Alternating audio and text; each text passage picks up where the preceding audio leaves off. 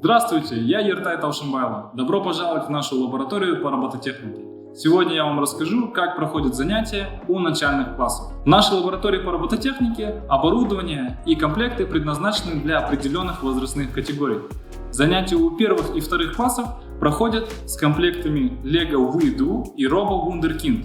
Комплект LEGO WeDo позволяет детям построить модели механизмов, которые встречаются в повседневной жизни, с помощью конструктора LEGO. Также здесь есть электрический моторчик, с помощью которого можно привести в движение различные механизмы. Комплект Robo Wunderkind состоит из нескольких моторчиков и сенсоров. С помощью этого комплекта мы можем сделать акцент на изучение программирования. Основным понятием программирования таких как алгоритм и последователь. Комплекты VexGo и OZBot предназначены для учащихся 3 и 4 классов.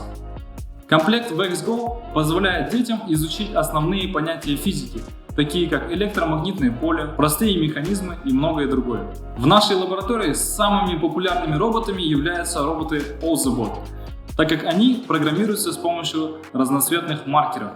Чтобы привести робота в действие, достаточно на листочке нарисовать черную линию. А для того, чтобы робот выполнил поворот, либо определенный трюк, необходимо нарисовать команду в виде последовательности цветов.